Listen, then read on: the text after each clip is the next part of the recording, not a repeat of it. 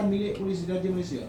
So pasukan khas yang ditubuh ni sedang menyiasat untuk mengetahui daripada mana dia dapat benda ni. Kan? Siapa yang mana dia dapat ni? Dalam negara ke, luar negara ke, dalam gua ke? Daripada mana dia dapat? Tu tunggulah polis siasat. Jangan spekulat. Okey, terima kasih. Ha? Apa dia? Yang first case, Rahman sampai juga? Rahman ni dia dengan yang satu akta immigration lah.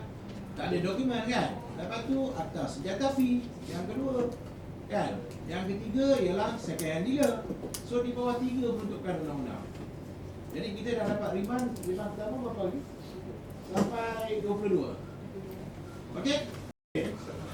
Benda ni untuk makluman, kalau dibuka, dimasukkan ball bearing, dia cleankan balik, masuk dalam rifle, tembak, gol.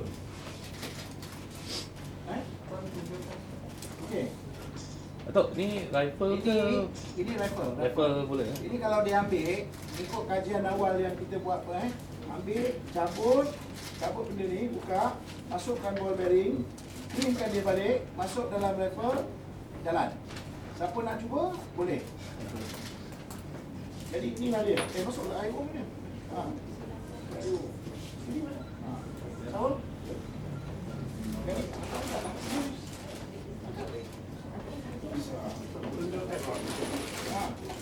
Jadi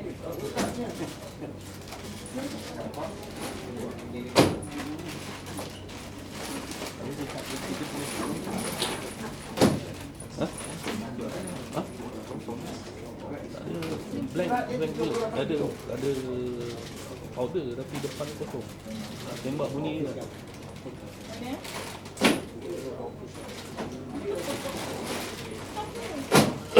kata ini label ni tak menunjukkan di pihak polis. Kita consider peluru je lah kan? Barang kes. Ada ke polis